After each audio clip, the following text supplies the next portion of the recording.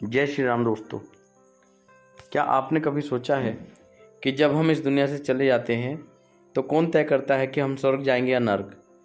क्या ये हमारे कर्मों पर आधारित होता है या फिर कहीं कोई रहस्यमय दरबार है जहां हमारे जीवन का एक एक पल तोला जाता है?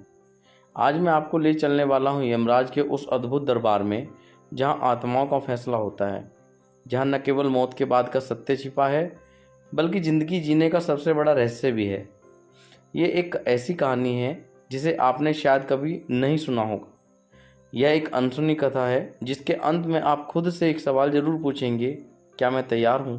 तो चलिए आरंभ करते हैं इस रहस्यमय यात्रा का, नर्क और स्वर्ग जाने का वास्तविक कारण, यमराज के दरबार की सच्चाई। पुराणों में वर्णित है एक दिव्य स्थान जहाँ आत्मा जाती है मृत्यु के पश्चात। नाम है यमपुरी, जहाँ यमराज धर्म और कर्म का न्याय करते हैं।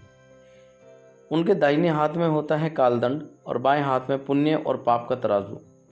हर आत्मा उनके सामने खड़ी होती है, न वस्त्र, न नाम, न पहचान, सिर्फ कर्मों का बोझ लिए।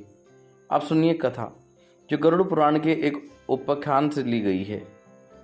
एक समय की बात है, एक संत थे, नाम था ब्रजनाथ। सारा जीवन सेवा में बिताया, भिक्षा ली, मंदिर बनवाया, यज्ञ किए, भजन कीर्तन किया। लेकिन जब उनका अंत समय आया और यमदूत उन्हें लेने आए तो वे चौंक गए।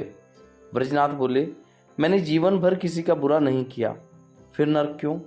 यमदूत बोले, तुम्हारे कर्म सत्कर्म जरूर थे, लेकिन एक अपराध ऐसा था जिसे तुमने कभी गिना ही नहीं, अहंकार। तुमने भले लोगों की सेवा की, पर मन में बार बार यही सोचते रहे, मैं दूसरों से बेहतर हूँ। तुमने अपमानित नहीं किया किसी को, पर भीतर ही भीतर खुद को ऊंचा और दूसरों को नीचा समझा। यही तुम्हारा सबसे बड़ा पाप था। और ऐसे ब्रजनाथ को नरक में भेज दिया गया, लेकिन शुद्धि के लिए, सजा के लिए नहीं।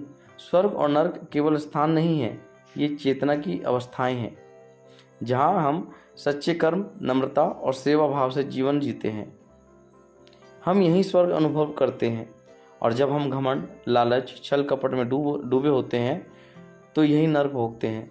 पुराणों में वर्णित 28 नरक हैं, जैसे तामिश्र, अंधतमिश्र, काकोल, संजीवनी। हर एक नरक मानव की अंदरूनी प्रवृत्तियों का प्रतीक है। यमराज, जिन्हें हम अक्सर डरावना मानते हैं, असल में धर्मराज हैं, जो हर आत्मा को दूसरा अवसर भी देते हैं। यदि आत्मा पश्चाताप करती है तो वह अगले जन्म में सच्चे पथ पर लौट सकती है। एक बार नचिकेता नामक बालक ने यमराज से प्रश्न किया, मरणोपरांत आत्मा का क्या होता है? यमराज ने कहा, जो आत्मा सत्य, प्रेम और विवेक से युक्त है वह जन्म मरण के चक्र से मुक्त हो जाती है। वह न स्वर्ग चाहती है, न नर्क से डरती है, वह केवल मोक्ष की राह पर चलती है। आज भी जब हम लालच में फंसते हैं, जब हम दूसरों को नीचा दिखाकर खुद को ऊंचा समझते हैं, जब हम धर्म के नाम पर दिखावा करते हैं, हम यमराज के तराजू में दोषी ठहराए जाते हैं। लेकिन यही समय है जागने का। हर दिन, हर कर्म हमारे स्वर्ग या नरक का रास्ता बना रहा है। यमराज हमें डराने नहीं, सचेत करने आए हैं। तो मित्रों, आपने देखा कि नरक और स्वर्ग किसी जादुई स्थान का नाम नहीं है, बल्कि हमारे कर्मों का प्रतिबिंब है। यमराज का दरबार कोई भूतिया जगह नहीं है, बल्कि हमारे भीतर बैठा वो विवेक है जो हर समय हर कर्म पर नज़र रखता है। इस कहानी से हमें यह सीखने को मिलता है कि अच्छे कर्मों के साथ विनम्रता, सेवा के साथ निर्लिप्त भाव और जीवन के हर क्षण में जागरूकता आवश्यक है। अगर आपको यह कथा पसंद आई हो तो इसे लाइक ज़रूर कीजिए, कमेंट में बताइए कि आपको इस कहानी ने क्या सिखाया, और इस वीडियो को शेयर कीजिए उन लोगों के साथ जिन्हें आत्मा और कर्म की सच्चाई का ज्ञान नहीं है। और हाँ, ऐसी और भी अनसुनी कथाएं, पुराणों और वेदों से जुड़ी कहानियां जानने के लिए चैनल को सब्सक्राइब करना न भूलें। आपका हर पल शुभ हो, आपके कर्म निर्मल हो और आपकी आत्मा सदैव स्वर्ग का अनुभव करे। जय श्री राम।